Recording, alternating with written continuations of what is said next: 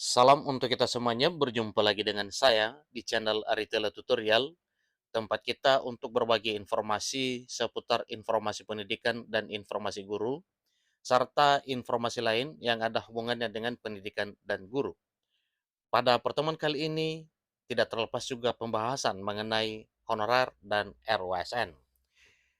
Informasi terkini Bapak Ibu terkait dengan revisi Undang-Undang Aparatur Sipil Negara yang mana ini sedang alot dan hangat diperbincangkan di DPR RI bersama dengan pemerintah melalui panitia kerja revisi Undang-Undang Aparatur Sipil Negara, perubahan atas Undang-Undang Nomor 5 Tahun 2014. Nah, di sini disampaikan bahwa Ketua Umum DPR RI Puan Maharani pamerkan 23 RUU disahkan 2023. Pertanyaan, apakah termasuk RUASN? Nah, tentunya itu adalah satu pertanyaan yang mesti kita ketahui melalui informasi ini. Bapak Ibu, mengenai hal ini tentunya kita ingin mengetahui apakah memang keinginan atau impian para honorer melalui pengesahan RUASN bisa diangkat menjadi ASN, apakah juga ikut disahkan di tahun 2023 tahun ini? Simak informasi ini sampai selesai dan jangan lupa tekan tombol subscribe, share, dan komen, serta nyalakan tombol notifikasinya supaya semua informasi yang disalurkan melalui channel ini selalu update di layar Bapak Ibu. Tanpa basa-basi lagi langsung pada informasinya. Disampaikan bahwa HUT ke-78 DPR Puan pamerkan 23 RUU disahkan jadi undang-undang.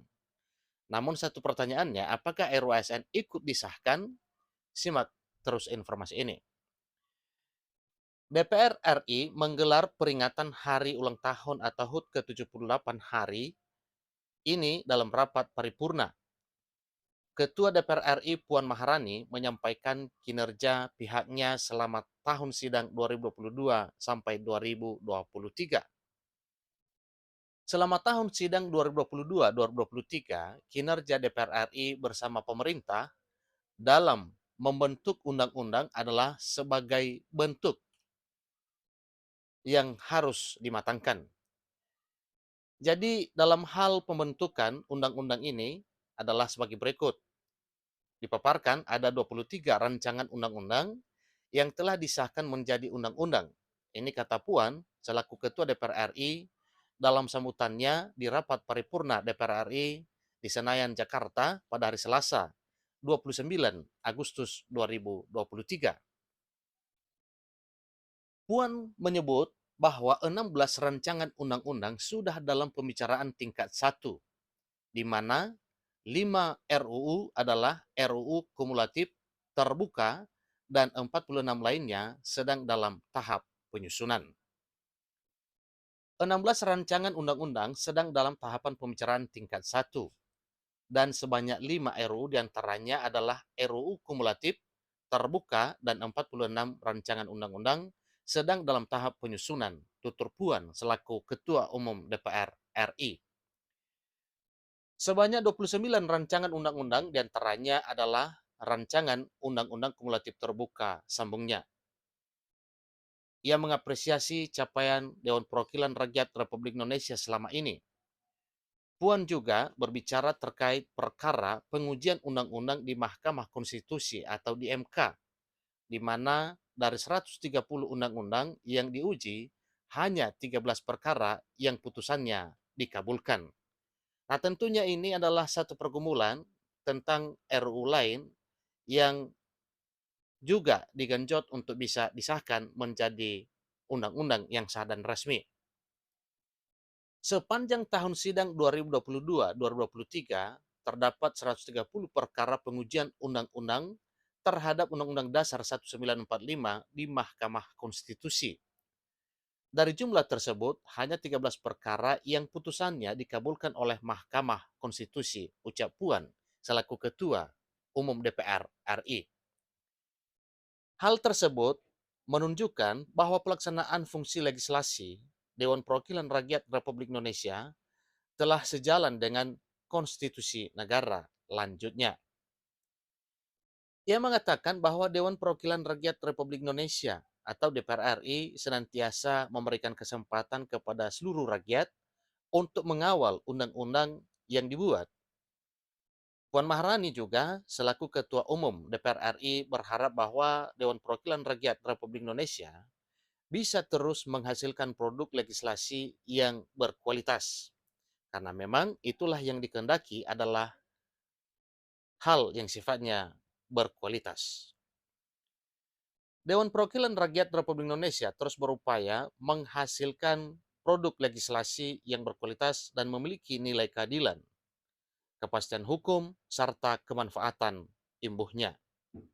Itulah informasi terkini Bapak Ibu terkait dengan beberapa rancangan undang-undang yang sudah masuk pada legislasi nasional Dewan Perwakilan Rakyat Republik Indonesia, yang juga banyak yang sudah dikabulkan dan masih banyak yang belum terkabul dengan alasan masih perlu revisi dan pengujian kelayakan terkait dengan revisi undang-undang tersebut. Mengenai undang-undang atau RUASN, tentunya ini juga adalah satu hal yang dirindukan untuk bisa disahkan.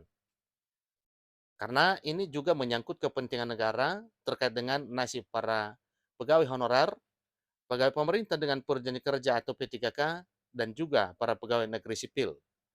Karena di dalamnya banyak mengatur mengenai aparatur sipil negara, termasuk manajemen P3K, dan juga mengenai pengangkatan honorar atau penuntasan persoalan mengenai honorar. Tentunya berdasarkan informasi terkini terkait dengan revisi undang-undang ASN yang sudah dibahas mulai 28 sampai dengan 29 Agustus, yang mana informasi terakhirnya bahwa RUU ASN juga sedang alot pembicaraannya dan ini segera akan menuju pengesahan ketika semuanya sudah rampung dan sudah disetujui bersama atau sudah disepakati bersama oleh DPR RI bersama dengan pemerintah. Nah, itulah informasinya Pak Ibu ya, terkait dengan apa harapan para honorer terkait dengan RUASN, butuh kesabaran untuk menunggu kapan kira-kira pengesahannya. Kemudian informasi terkini mengenai RUASN juga disampaikan bahwa pada bulan Agustus ini informasinya belum bisa disahkan karena ada beberapa hal yang mungkin menjadi pertimbangan pemerintah bersama dengan DPR RI terkait dengan RUASN tersebut. Bapak Ibu honorer, juga masyarakat, mari bersama-sama kita dukung kinerja pemerintah bersama dengan DPR RI sambil mendoakan kiranya apa yang mereka bicarakan bisa membuahkan hasil yang memuaskan, terutama untuk mengatur nasib para honorer non-ASN. Demikian informasinya, sampai ketemu pada informasi berikutnya. Terima kasih.